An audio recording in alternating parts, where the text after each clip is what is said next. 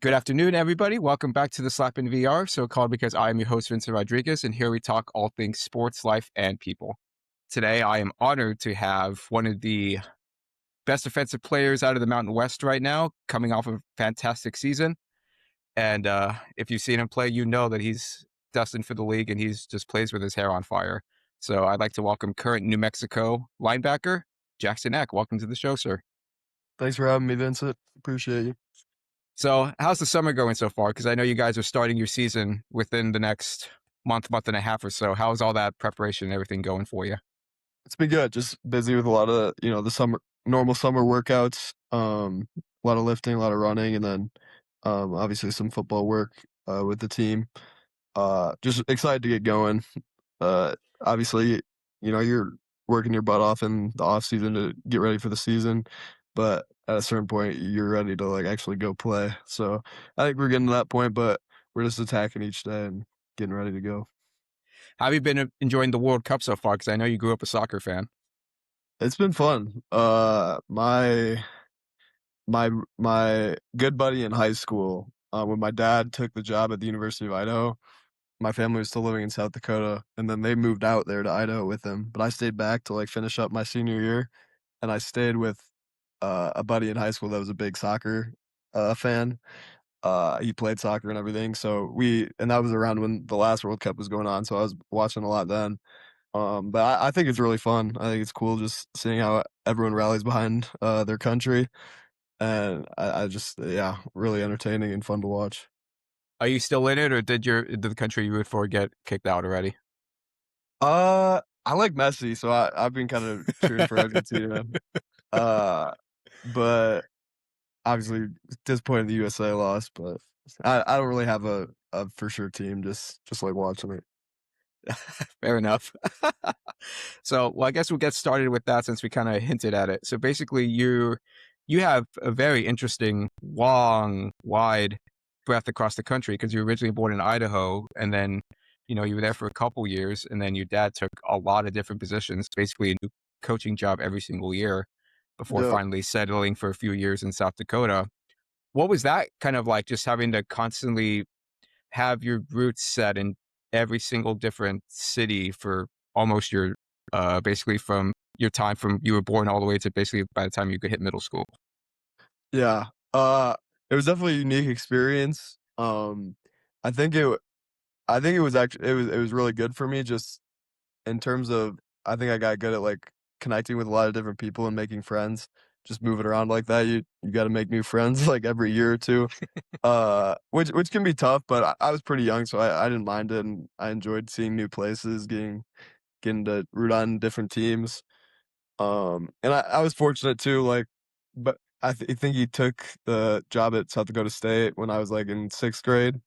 And then I was there. I got to stay there for like all of middle school and high school. So I feel like that's kind of the time where it might be a little tougher to move. And I got to be in one place. So I'm definitely grateful for that. But no, yeah, it was fun moving around, getting to see different places. I think my parents did a good job of like wherever we went, like we'd see like kind of the attractions in the area or what was fun to do around that area. So yeah, it was a fun experience. Was it kind of fun growing up in South Dakota? Because I mean, when how most people picture South Dakota, it's just vast plains and a lot of empty land. But for a young kid growing up on the football field and loving soccer, was that kind of cool for you, just having that all that open space to just basically do whatever you wanted? Yeah, no, it was fun. I there maybe not might not be as much to do as some places, with it being so flat, but I think the people there are great. Some of my best friends to this day I met when I was there, and I had a great time growing up playing sports there.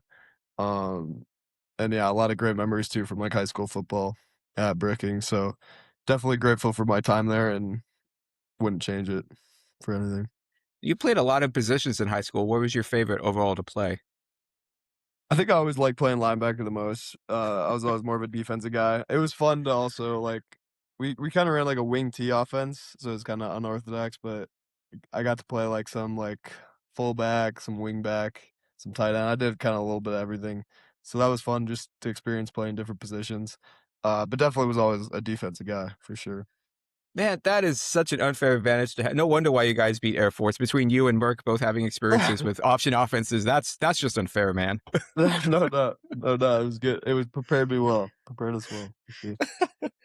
So basically, the time comes and you're looking at colleges, and it kind of whittles down to heading back home to Moscow or Incarnate Word, which had just had Cam Ward transfer from Washington State, so they're running high. Was there ever any thought of going to Incarnate Word, or was it always just the opportunity to be with family and be back, where you were born was just too good to pass up? Yeah, I mean, I definitely thought about it a little. I think it kind of in the back of my head, I knew if if I didn't get a Division I offer other than Idaho, I think I honestly probably would have gone and played D2, maybe at like Sioux Falls or something like that. But when I got the Incarnate Word offer, I think felt good about going to play for my dad at Idaho. Because I was born there too, and obviously, like you said, in Moscow. So having that chance to go back to where I was born, like I grew up playing like the NCAA video games with Idaho, like my career. So I was already growing up playing with myself. So having that opportunity to actually go do that and play there was something I didn't want to pass up for sure. You think if you would have stayed at South Dakota State, you would have been a Jackrabbit?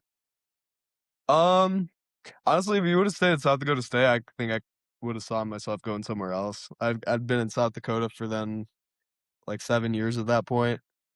So I think I might have wanted to go somewhere else for college and experience a new place. Fair enough. And it's so trippy to hear you say like playing NCAA football and everything, because about the time you would have been playing it as a kid was right about the time I would have gotten to football in high school, and Uh, cards on the table. I'm a Boise State fan, so oh that wow. so that's really the only time I had heard of Idaho and the Kibbe Dome and everything is watching ESPN Friday night primetime, watching that whole game going on. So that's really interesting to kind of hear it from No your doubt. perspective, playing playing in the Kibbe Dome, playing Mike linebacker. That's really funny. No doubt. Yeah. No, was never a big fan of Boise growing up, but it was honestly really cool to get to go play there last year. Getting to play on that stadium was cool to play in, and um like my fiance, she goes to the University of Idaho, so she was able to come down for that Boise State game, so it was cool. Are you excited about the rivalry finally coming back in another 5 years or 5 years or so? I saw that, and that'll be interesting to see. Idaho Boise State. I know a bunch of people will be fired up for that one, so it'll be we'll see. So, basically, you've been on the ground floor twice now of some of the bigger turnarounds in college programs. I mean, you're in, and the biggest one being obviously Idaho, because from the time you were born in '04 all the way till your dad got there had only been two winning seasons in that entire history. Mm. And you guys get there and immediately just turn it around like that. Two winning seasons and back to back playoff bursts. What do you think, in your opinion, is kind of what is the catalyst for that change? Like, what is it about the players or the recruiting or what your dad brings that just kind of sparks these great, fantastic turnarounds from a historically losing program? Yeah, I think for sure, I'd say the two biggest thing is one, I think my dad does a good job of bringing in a lot of great people into the program. One, the coaching staff, just a lot of great guys that are great at developing young men, inspiring their players, and then also bringing in great players as well. Um, just finding, especially at Idaho, finding like overlooked guys, that maybe didn't have a ton of offers. Yeah, I just think like back to my class, there's a ton of kids from my 2023 class that they brought in that we're now all playing at the FBS level. A lot of guys at the P4 level. So you just see how they have a good eye for scouting talent. And then the second thing I'd say is just I think my dad does a good job of instilling belief within the program. He gets everyone to buy in and believe, and I think that also goes in with the coaches he brings in too. He gets a lot of coaches that are great at instilling belief. Um, I've been fortunate to have a lot of great defensive coordinators in my time in college football, both at Idaho and New Mexico, that I think we're especially great at that is getting everyone to believe and buy in. And I think when people believe, anything's really possible. You know, it, And obviously I know I wasn't there the first year when they got back to the playoffs. That was a crazy feat for them. But then my 2 years, then we went to the quarterfinals, which was a big feat. And then this last year in New Mexico, we hadn't been to a bowl game since 2016. Um, but with them instilling that belief, we believed we could accomplish anything we wanted to this last season, and we're able to have a 9-win season and go to a bowl game. So yeah, I think just instilling belief within the program is huge, um, and just building those relationships within.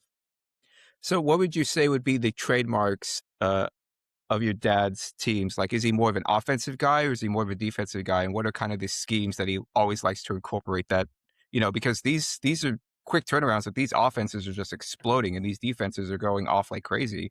So there's got to be some type of great scheme there that's being incorporated. Yeah, I mean, I'd definitely say if you had to say which if he's more offense, defensive guy, he's definitely more of an offensive guy. He played offense as a player, and then he's always been an offensive coach. But I think he does a good job of not being one sided. Like I think you can definitely see with some head coaches, that they're definitely favoring one side of the ball. But I think he kind of puts equal time into both sides and kind of delegates with both sides, and um not one side is more important than the other. They're both equally important to our success. And also, I think he values special teams a lot too, which is a big part of the game that I feel like we emphasize within our program. Uh, but I think, our biggest things, one, really good special teams play. I think that's always been big within our program. And then offensively, I think they like to control the clock, wear teams down, run the ball, and then have explosive plays off of it. And then defensively, um, just kind of being a relentless, gritty group, limiting big plays, and uh, yeah, just I think just being a tough team is kind of the main focus of our program. So that's actually a good question, actually, because when I talked to Merck, he mentioned that you guys were that a great trademark of your defenses is predicated on stopping the run. Do you think Uh, having that kind of gritty control clock offense and going against that every day in practice is what helps you guys be able to stop the run so well? no doubt, I think a huge emphasis in our program is running the ball and stopping the run. I think you could see that with like our practice schedules, putting a big emphasis on it and doing things like full line, and then uh, run, play action, pass emphasis periods in practice. Um, yeah, I we have like a keys to victory on defense with Coach Nowinski, and number one's always stop the run. So that's always our top priority. If you can stop the run, that gives you a chance always. If a team throws for 400 yards on you, it's usually not good, but you might still have a chance to win. If a team runs for 400 yards on you, you're not going to win. So definitely prioritize definitely prioritize stopping the run, and then, you know, making the plays we have to, beyond that.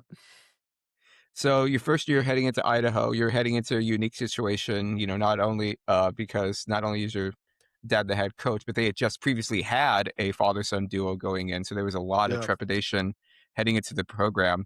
What would you kind of say was the moment where everything clicked, where it was like, okay, like I'm not just here to lounge around, like I'm here to work and I'm here to help you guys, and we're all in this together. Like, what was that kind of moment where the team kind of started to, bring you in and kind of see you more as just this coach's kid?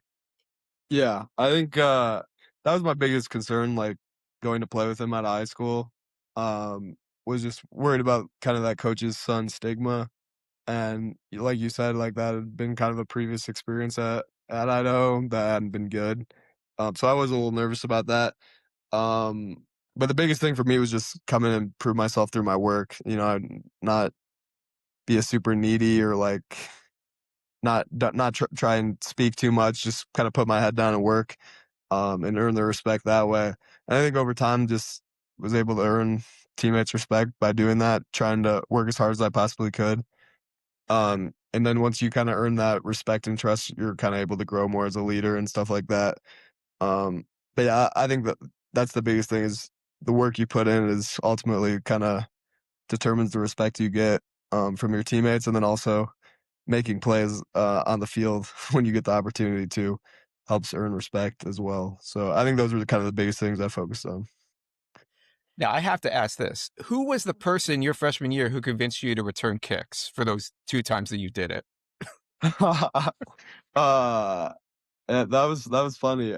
I I think I had two my freshman year, and then I had one my sophomore year. I was like the fullback on kick return, so like right in front of like the kick returners, and we had some explosive returners. Jermaine Jackson, he's in the CFL now, was a really good player. He's with the Saints for a little bit. Um, and that yeah, we had a bunch of other really explosive guys as returners. Andrew Marshall, he's at Nebraska now at corner.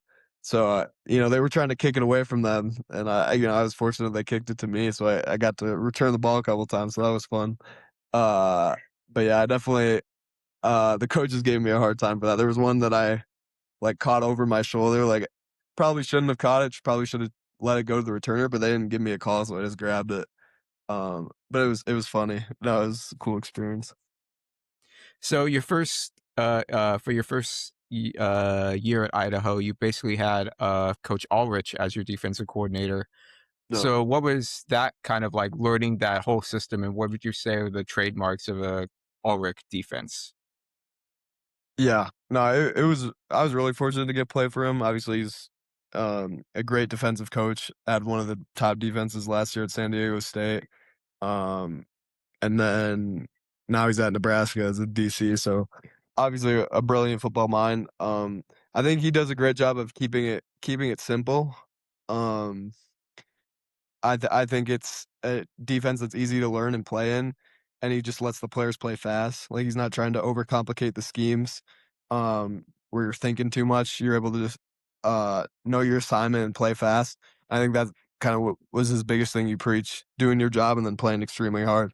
And I feel like I've seen that throughout all my career. All the defense coordinators I have had that similar message. I think that's huge on defense because you're reacting to the offense. So if you have to think too much, you're not going to be successful. So just having a defense that you know your job and you can execute at a fast level, high level, and then just playing really hard was definitely kind of the priorities of the defense for sure.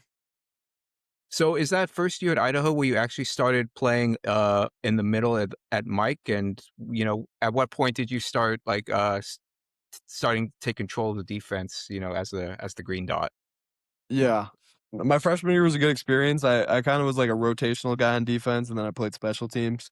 Um, you know, I was able to. I think I started maybe like 3 or 4 games my freshman year, so that was a good experience. I had a lot of good mentors ahead of me that taught me a lot.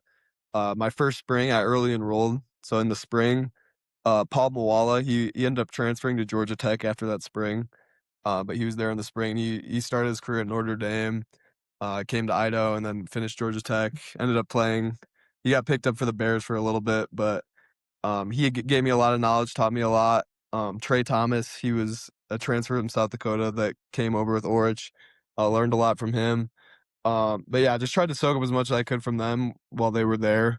And then, with due to injuries or this, that, and the other, I was able to get a few starts. So that was a really good experience. I think that kind of really set me up well um, to step up into a bigger leadership role. I'd say to answer your question, like my sophomore year is kind of when I kind of had more uh, of a leadership role in kind of a defined spot within the defense. And I think that those experiences with those, obviously with Coach Orich and then some of those older guys, my freshman year, really helped set me up to have a good sophomore year for sure.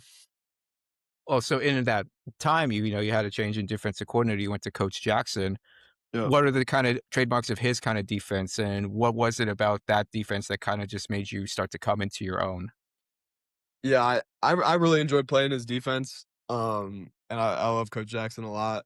Um, he had a ton of belief in me, which I think helped me free me up to um play loved and play stress free and just trust my preparation.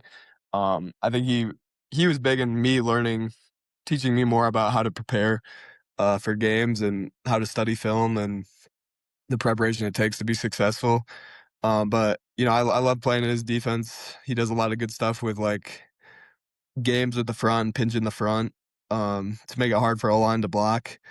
One makes it hard for the O line to block D linemen, and then also makes it harder for them to climb to linebackers. So, able to scrape clean and make a lot of plays. So it was fun. It was pretty similar to Coach Orch's defense. So it was easy. It was an easy transition. Um, but yeah, I think too, just his belief in me helped set me up for a good year. So as the mic, is it kind of difficult to kind of transition from the two aspects of looking at the offense to kind of see what alignment they're in versus having to make sure everybody is all aligned in your defense and kind of making sure that between the 10, 15 seconds you have, okay, this is what the offense is going to run, and then all my guys are in position here. So what is that kind of dynamic like, and how fast you kind of just have to switch between everything? Yeah, no, that's a good question. I think like with that, and that goes back to preparation. You do have a lot to think about as the mic. So I think you have to do your work ahead of time early in the week and really um get a really good understanding for what the offense is trying to do and how they're trying to attack you. And then obviously in the off season you're working on your own calls. So having a great understanding of how our defense works and how we operate and how everyone around me is working. So that's almost like in the back of your head. You don't even have to really think about it. You already know what everyone on your team's doing. So then you can focus more on what the offense is doing and um, obviously get a good understanding throughout the week of what they like to do. But then as the game goes on, to just seeing how they're specifically game plan to attack you as the game goes on and making adjustments. But it's definitely a lot. I think too, I had to learn throughout my careers to trust my preparation, not overthink it, because I think there is such a thing as watching too much film or overthinking every single scenario at times. So I think you got to find that balance. But uh, yeah, I would just say doing your work in the off season to really understand our defense, what they're trying to do, and then preparing throughout the week to understand how they're trying to attack you are the big things to play fast on Saturdays.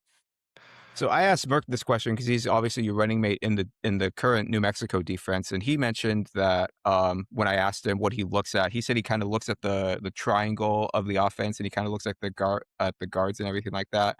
From your perspective as the middle linebacker, do you look at something similar, or are you looking a little bit further out?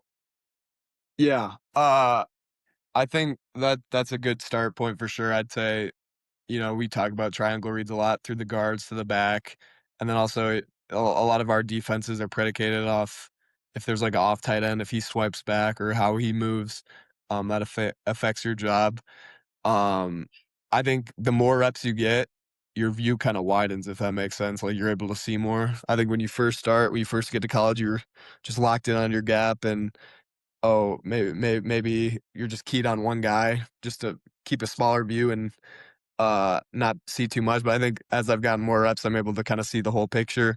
And I feel like you almost kind of have like a blurred vision, like you kind of see the whole box.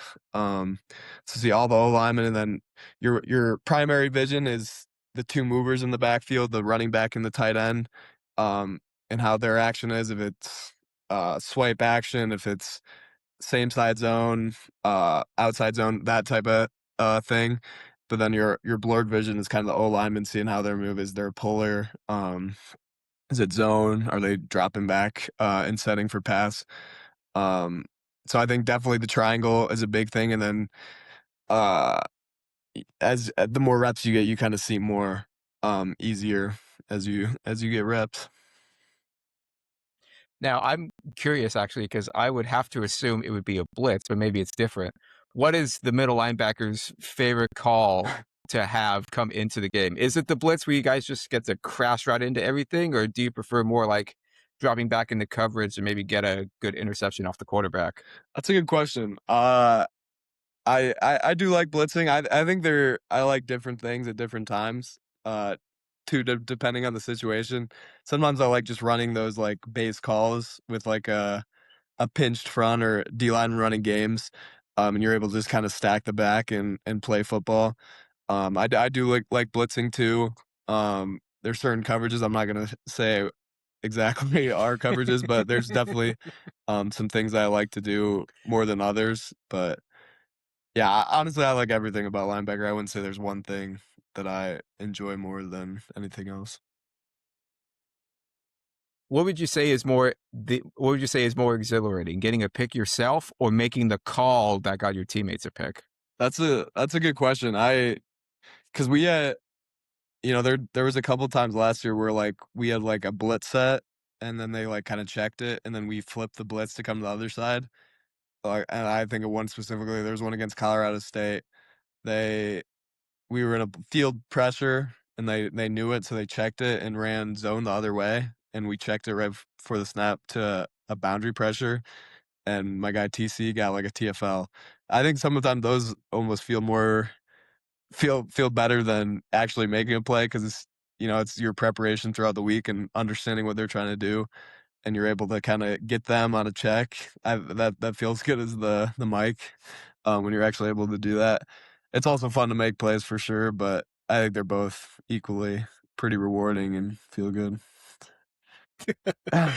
So on so on one of the few times, the Kibby Dome was actually featured on primetime television, it was called one of the more unique sites in all of college football. Welcome to the Kibby Dome at the University of Idaho. It's one of the more unique venues in all of college football. So what is it like playing in the Kibby Dome? Because I mean, when you see it on TV, it's very interesting looking.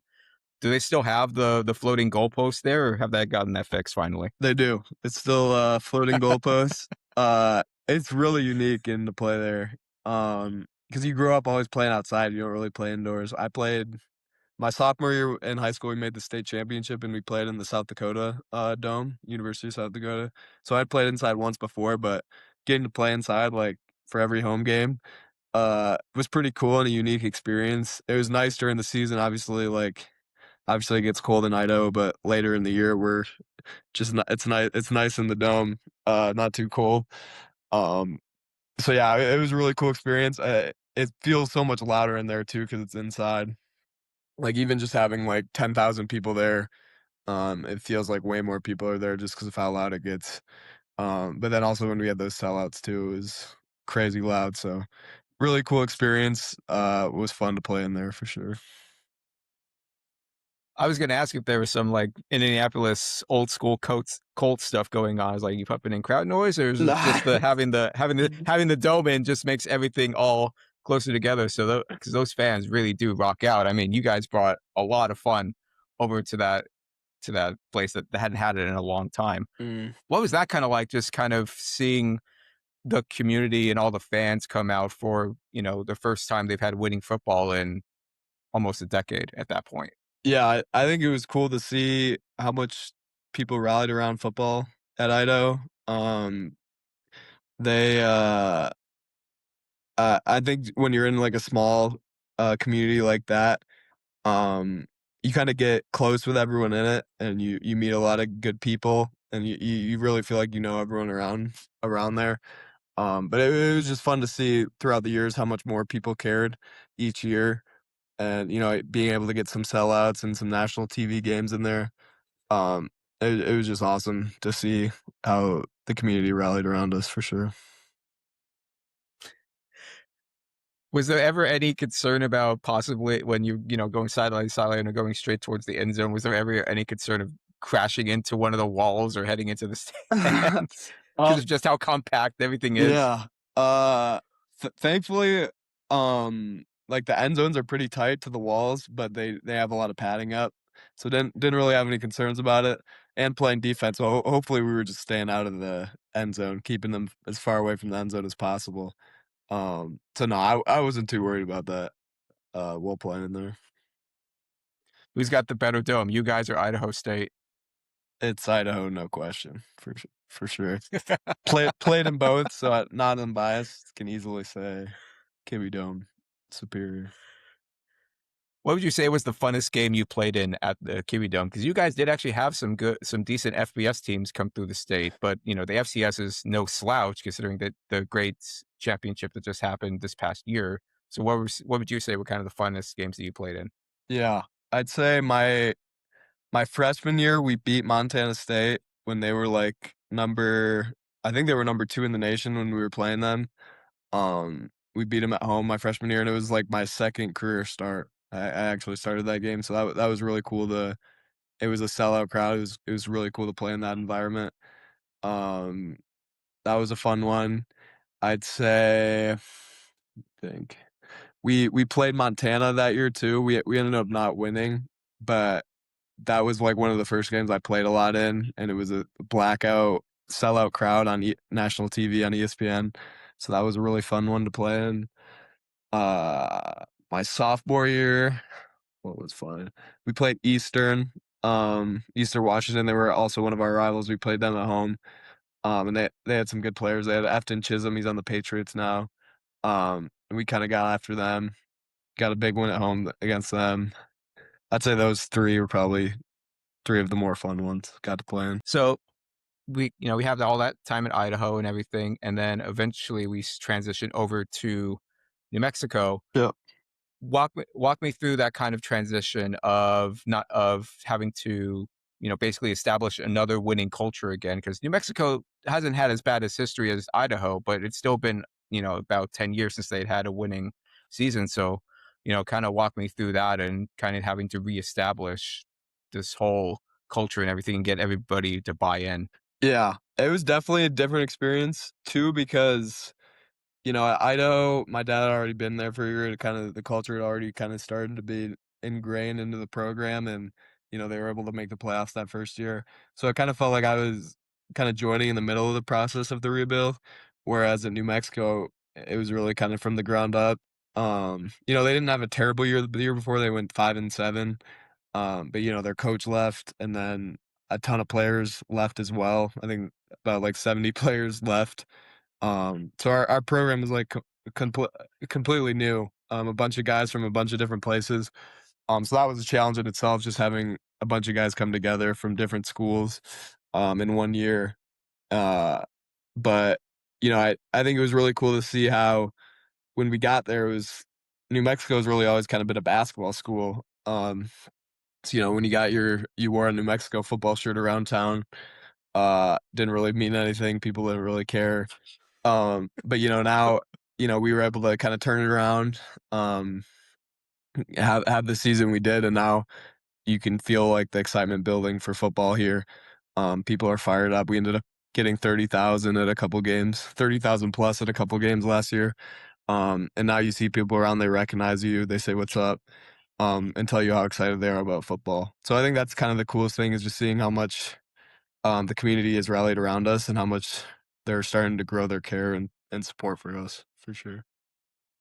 You mentioned playoffs. That was the question I was going to ask earlier. So having gone through the FCS playoff system and then getting pretty close to getting into the FBS playoffs, what would you say is the better structure in your opinion, the FCS or the FBS? I kind of like the FCS because each team that wins their conference gets an automatic bid. I think that's a cool idea.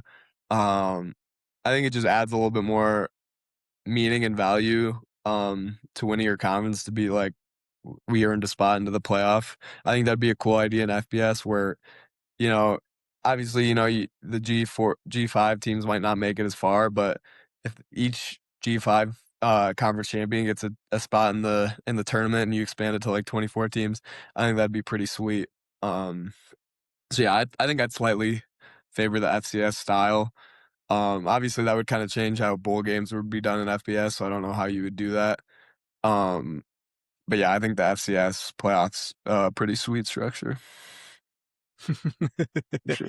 No bias at all, considering what happened the past season. But we'll get to that in a few minutes here. But so you head to New Mexico, and then you mentioned it earlier. The coach Nowinski brings his defense over.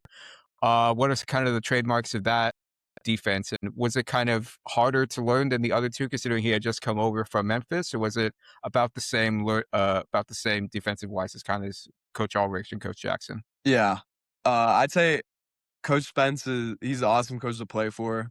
Super fiery guy. Um, Definitely gets everyone to believe and play their butt off for him. And our identity that he instills into us, he calls us the Mutts. And basically what that means is, um, we're just a group of selfless, uh, no pedigree guys. We might not be the flashiest group. We're great because of all of us. Each and every one of us, plays a role in our preparation, our work, to help us be great together. And I think that's just a really cool, way, mantra, and attitude to instill into your defense, and I think that's what makes it easy to, play hard every Saturday for each other and truly just be a selfless group that's all about the team. And I think that's what it takes to be a really good defense. It's not, you can you can have a great pass rusher, but if your secondary can't hold up at all, it kind of neutralizes that. So everyone plays a role in helping each other. I'm able to make plays at linebacker because of how good of our D line is and the disruption they cause. So I think it's a great mantra. I love playing for Coach Spence. And I'd say in terms of, like you said, asked about learning the defense, it obviously the defense is maybe a little more different structure or style than the two defenses I played in Idaho. But I'd say like having been in college football for a few years, it was pretty easy to learn just because football's football. Like obviously everyone has their own terminology and maybe a little different style of coaching things, but at the end of the day, there's only so much scheme or different calls of football. So it was pretty easy to pick up on and learn. And I think I just got more comfortable in it as the season went on, as well as the rest of the guys on the team. What's the base that you guys run out of? Is it a 3-4 base or is it a 4-3? We're 4-2-5, so Oh, okay. five safeties. The one of the safeties is like basically a nickel or like a star. We call him a star. But it's basically like the Sam linebacker, but it's more of like a safety type body. But we're multiple too. We do some like 3-down stuff as well. Kind of varies week to week. So in a 4-2-5, are there essentially two middle linebackers, or is it a middle linebacker and a weak side? Middle and weak. It's basically two inside linebackers, Mike and Will. I play Mike, and then Merc's been playing Will. So do you guys share that responsibility as the Mike linebacker as far as making calls and communications are concerned, or is it all just still on you? Merc definitely helps me a ton with the communication. I think we kind of both do it together. I think it helps when you have two guys that are good communicators because I can talk to the field and he can talk to the boundary. I'm typically the green dot. I usually get the calls from the sideline, but like two, if I ever need a blow, then he usually ends up being the green dot guy. So I think we're both very capable of handling that responsibility. Does it help having a nuclear engineer help you trying to dissect things? No, I always tell him he's kind of the brains of the operation. I'm just a liberal arts major, so it's definitely nice having a genius like that in the room, for sure. Okay, Really smart guy. as his running mate, I have to ask you this because I asked him and he said, I don't know, you'd have to ask my teammates. Because I asked him, like, being that STEM guy and everything, like, does he kind of like see the defense or see the offense through like math terms and angles and stuff like that? And he's like, for me, I'm not sure. You'd probably have to ask my teammates if they hear me like muttering calculations to myself or something. Yeah. So has he ever done that? Yeah, I always wonder, like, I think of like the Lego movie with like the master builder. I wonder if like he's like seeing like a bunch of like calculations as the plays going on. Like I feel like his brain like works definitely different than mine. So that's a good question. I would have to say yes. I would think he's like a master builder and I'm just like the Emmett, the regular the regular guy. So kind of walk me through the 2025 season because there was a lot of great upsets and you guys hung in with a lot of great teams. You had UNLV, there was Michigan, there was UCLA. Kind of walk me through those games because those are kind of the trademarks that you kind of look at before obviously the great season finale that kind of made everybody take attention. It's like, oh, New Mexico might actually be onto something here. Yeah. I think that was I think when you see the schedule we had, like, going into last season, especially with kinda low expectations from everyone else in the country, I think one way you could look at it is like, "Dang, we have a super tough schedule, no one believes in us. This is gonna be a tough year." Or you can look at it as, like, a great opportunity, like, we have an opportunity, one, to get a lot better playing against these really good teams, and then also kind of prove ourselves and prove that we belong. Um, but, I think right away that kinda helped against Michigan. Wasn't our best game, and, I wish we had that game back because I feel like we coulda played a lot better. But, we were able to kinda hang in with them, and that kinda, I think, instilled a lot of belief within the team. And then, we're able to go on the road and beat UCLA. That rose our confidence. So that was huge. And then, we start out conference kind of rough. We lose to San Jose State, and then we lose a tough one to Boise on the road. So, you start 0-2 in conference after going 3-1 to start the year. We were kind of riding a high, and then you kind of get knocked back down and humbled. But then just to have the resilience to respond from that and to go on a 6-game win streak, I think that kind of showed and was a testament to like the grittiness and toughness of our team. To just respond when bad stuff happens and keep fighting and keep chipping away.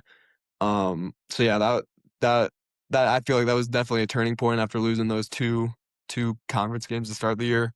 And then, like you said, the UNLV game, that was a great memory just because that was the game we got bowl eligible.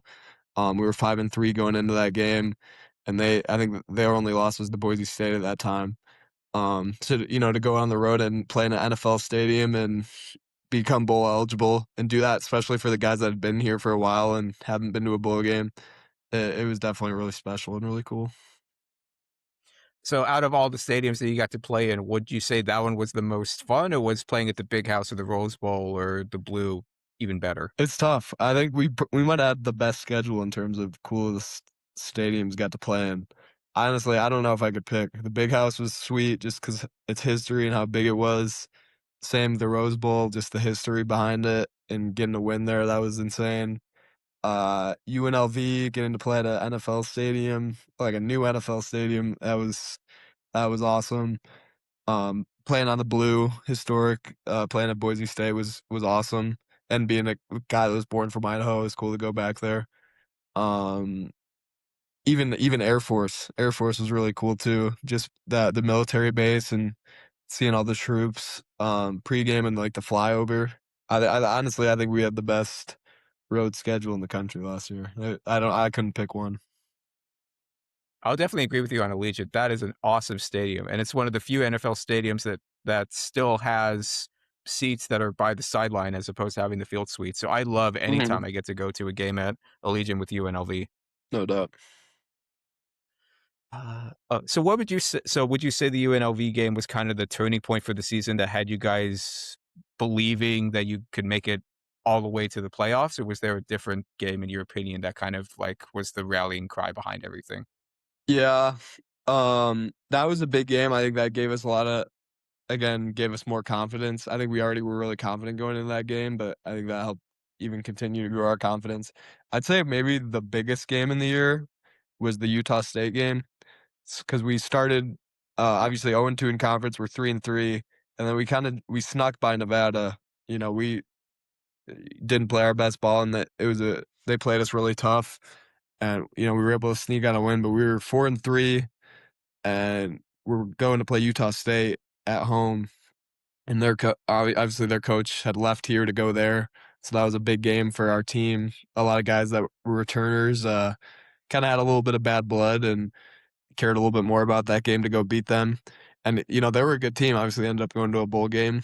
We're a solid competitive team in the conference, so that was kind of another big test. And I think we came out and really played good football in all three phases. We started out the game with like a special teams punt return touchdown. Um, Offense played really well, defense played well. So I think that was one of our first like kind of complete games. Obviously, you can correct things in every game, but that maybe was our most complete game at that point in the year. And I think that kind of gave us some momentum to then next week beat UNLV and then go on the roll that we did. So I'd say honestly the Utah State game maybe was the biggest game all year. That's interesting that Utah State's your answer. They're going to come back around towards the end a little bit, as I'm sure you know, with how things played out in the standings. But before we fully go away from UNLV, I have to ask you about this because the special teams returns, those were incidental. You just happened to catch them. But somebody put this in, and I want to know who it was that threw in the pass. Oh, who put that in the in the in the call sheet? Who called that play to have you throw a pass? That was he's now at Minnesota. He was our special teams coordinator, Daniel DePrado. We actually got that play from Utah State. Because obviously when they left, their staff left to go to Utah State, all their film was still um, within our like system. So we were watching kind of some film on them to prepare for our game against Utah State. Um, but they had that fake with the shift and then the up back throw and the pass. They had that in their playbook, and we ran that Utah State week. The scout team ran that against our defense, and they converted it. Like they told us they were running that fake, and they still got it on us. So we were like, man, we should probably put this in. So we put it in that week of UNLV. Some of the other fakes we had for a while and just didn't run them, but that one we put in that week. And weren't for sure if we were going to call it, but when we did, that was exciting. I was pretty pumped to throw a pass. And I got to throw it to one of my teammates that came from Idaho as well, Day. But that was really exciting. I wish I would have gave him a better ball. If I put it more out in front of him, he might make a guy miss and score, but that was still really cool to get to throw a pass in a game. It took you back to your high school days, and No. if from what I recall, I went for a 30 yards. So that was a pretty good pass. Yeah, no, it was pretty sweet. My little brother's a high school quarterback, and I always tell him that I have more passing yards in college than him as of now. So we'll see if he can break that one day. Who's the better athlete out of all you guys? Out of my siblings, Yeah. I'd probably say me. I'm not gonna lie. I think maybe my my brother in high school, Palmer, the quarterback, if he keeps working hard, he could be a good player, and we'll see about my younger sibling. But as of now, I'll definitely say me. So I know you've been asked this so many times, but I have to ask you about it to hear about it from your perspective, because the great season culminates in one of the greatest games of the 2025 season, you guys versus San Diego State. The turquoise is on, the fans are selling out, you guys go into overtime. Walk me through that whole kind of game and what that environment was like heading into there, because you guys basically need to come out with a win to even have a chance to win the Mountain West Conference. Yeah. So what was that whole kind of game and experience like? That was a really cool game. Probably one of my favorite games of my whole career. Getting to play against some former teammates, a couple like Dwayne McDougal came over he was at Idaho with us, and he transferred to San Diego State. So one of my former teammates, and then Coach Orich, obviously, and Coach Lose, were both from Idaho and went to San Diego State. So getting to play against them, and then they were like the undefeated team in the conference at that point, or I guess they had one loss, but they were the number one team in the conference. And then it was the day after Thanksgiving. It was a national TV game. Just everything surrounding it, and just the opportunity to have a chance to tie for first in the conference and possibly have a chance to play for the championship. Just a huge game, and it was a crazy game. It was kind of up and down. We started out hot, got up 10-0, and then they came back and took the lead going into the half. And then we just kept fighting, and in the fourth quarter, like they kept getting the ball around like midfield, and we just had to keep standing tall on defense. We were able to find a way to get stops, and then our offense comes up huge in OT and gets a touchdown. We're able to get a stop to seal it. It was just an insane experience. There was like over 30,000 people there. It was a crazy atmosphere. And definitely, for sure, when my career's done, will definitely be one of my best memories, that game. So as the middle linebacker, I'm curious, because over time the whole dynamic kind of changes. It's basically you have to make a stop on every play, because that one play that you miss could end up costing you the game. Would you say that it's a lot harder to not only to like kind of manage the defense in the closer quarters, but also kind of like you're aware that you don't have a lot of space behind you with the close quarters of only having 20 yards to start overtime as opposed to having the whole field? Is it kind of a lot? Is it a lot harder to manage the defense and kind of get people in position and making sure that you have to make sure that every single play has to be accounted for? Yeah, I'd say it's definitely tough just in the aspect of, like you said, like your back's kind of against the wall. If you give up one big play, it could lose you the game. So I think it's tough from that standpoint, kind of that extra pressure. But I think you really just kind of fall back to your training and trust trust the coaches that are going to put you in a position to be successful. I think it is kind of an advantage in the defense that it is a smaller field. They have less space to work with. So you kind of got to use that to play to your advantage on defense. And then we had the crowd behind us. I don't know if you saw, but we got like 3 false starts in a row for their offense. So it started first and goal from the 10, and which is already tough to convert with that limited space, and then it ended up being first and goal from the 25. So that's just the fans' crazy impact on the game. And that when we get a team first and goal at the 25, we got to take care of business. So, um, you know, it is tough just because of that added pressure of OT and that little room for error. But I think you just got to trust each other and trust your defense at that point. So with, a lot of good teams in the Mountain West are able to run the ball and, a trademark of you guys' offense is stopping the run. What would you say are some of the fundamental aspects of a great defense that can stop the run? I think it's being sound. Everyone doing their job. Uh, you know, if one guy's out of place on a run play, it can end up being a huge play. Um, but in football, the game isn't played on a whiteboard so you can say you have a gap or a responsibility. But a lot of times it doesn't always work out perfectly as it's supposed to. So I think one is doing a great job of doing your job, but on top of that is, if someone doesn't do their job, you make up for it by everyone playing extremely hard. So one, I think it's just being accountable and responsible to doing your job at a high level and playing hard. Um, but also it's just everyone else playing their butt off as well. Um, to help limit big plays. I think that's the 2 biggest things to stopping the run. Now, we had talked about Utah State earlier, and the reason why I said that was interesting is because they come into play here because you guys had to play San Diego State. Boise State ends up playing Utah State. They need to win that game to stay in the top of the tie. Was there because you mentioned Utah State being a big rivalry game for you guys as far as the coaches and stuff were concerned? Was there kind of a little bit of divide in the locker room? It's like, okay, we don't want Utah State to win, but we kind of do. Like, what was that kind of like having to watch between Boise State, Utah State, and then UNLV? Playing their game also to kind of see who was going to make it to the top of the conference there. Yeah, I'm not gonna lie, we definitely wanted Utah State to win. Because if they would have beat Boise, I think we would have hosted the conference championship.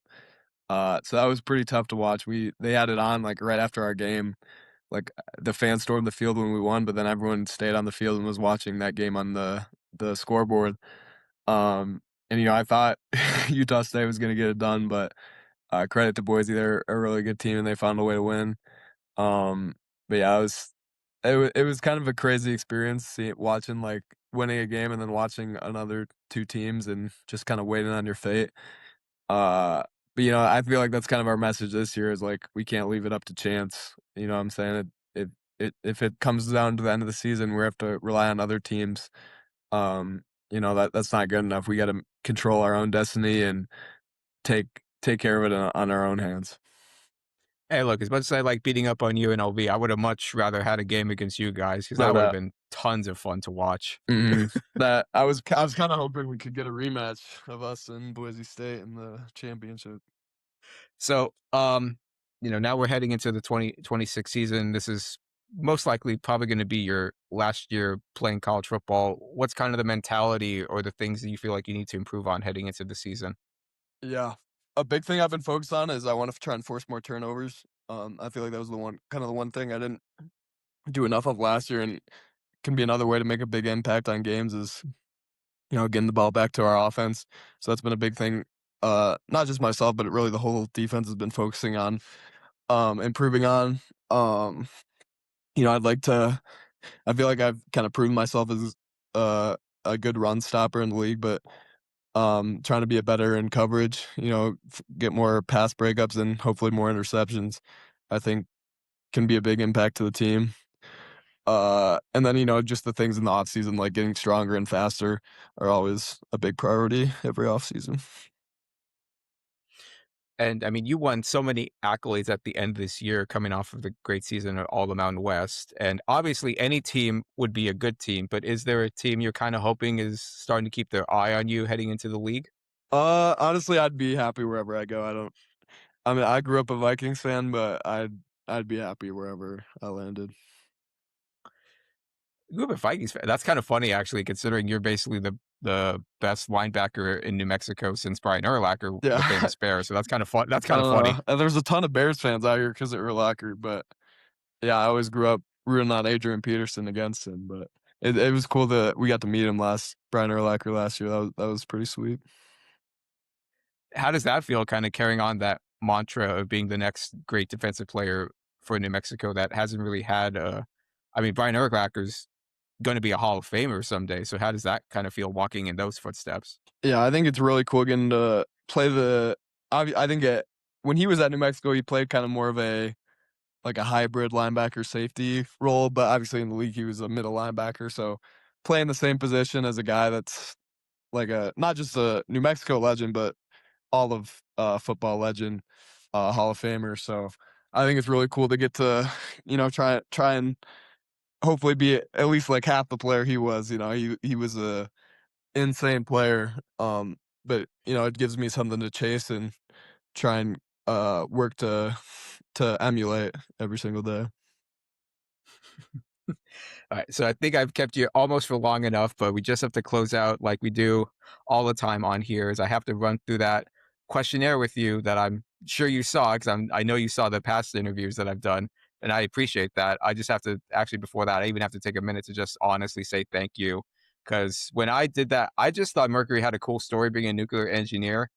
I did not expect to see all the outpouring of support between you liking it, between your mom liking it, between all the teammates liking it, between some of Coach Dewinski's family liking the reels and everything. So I just have to take a moment to say thank you for all of that because I did not expect any of that to happen, and that was just so cool to see. No, Like really, honestly, truly. no doubt. I think it kind of just shows like how much we care about each other. Obviously, Merck's my guy.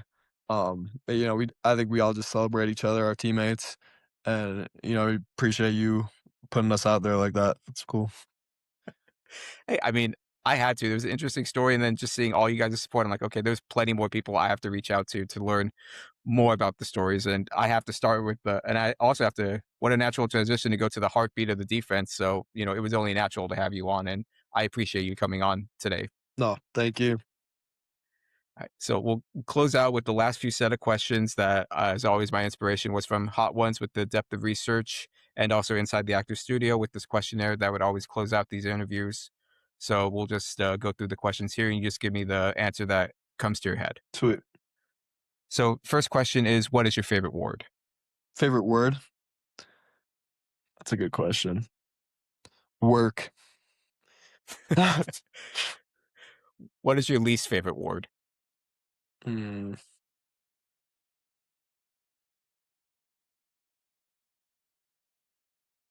Uh, Fail. What turns you on? What do you mean by You can interpret that that? however you like. uh, uh, I'd say what gets me out amped for games is um honestly gratitude. Just the opportunity to play. That is one of my favorite questions to ask because it was purposely kept vague in the original. I'm like, you know what? I'm keeping that just to kind of see the answers that I would get. What and the opposite of that, what turns you off? uh Bad energy. Now, this is also my favorite question to ask. What is your favorite curse word? I don't know if I have a favorite one. I'm not gonna lie. I'm not perfect. I do swear every once in a while, but I try not to as much as possible.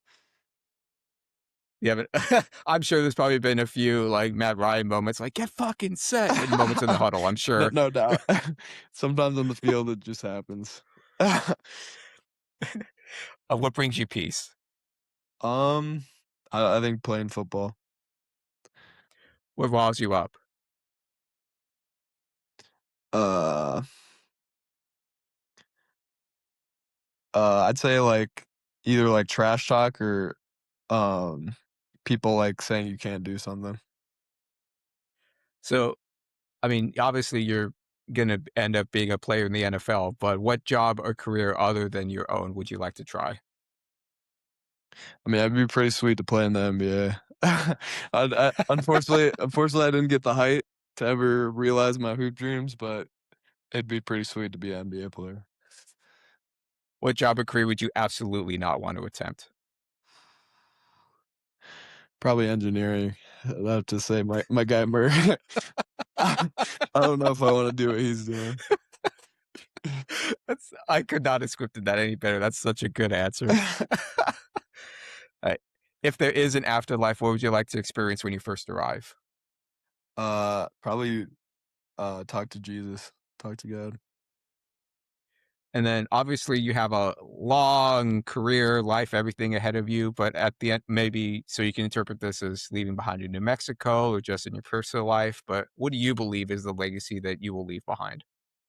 I just want to be known as be known for the person I was. I hope people remember me as a great person, a person that they like to be around. Um, and hopefully had a positive impact on their life. And then finally, if you could share one piece of advice with the world, what would it be? I'd probably just go back to believe. I think believing in yourself is the biggest thing.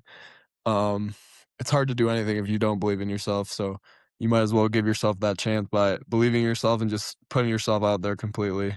Because I mean, you really have nothing to lose. Yeah, that's what I'd say. Couldn't have said that any better myself. Ladies and gentlemen, this has been the Slap in VR with my guest here, Jaxton Eck. Thank you, sir. I just appreciate everything that you've done, and I wish you all the best coming up in this season. I mean, it's a little easier now to root for you guys since now we're in different conferences, but even still, I still would have rooted for you guys no matter what. Thanks, Vincent. I appreciate you. All right. This is Vince Rodriguez, Slap in VR signing out. Goodbye.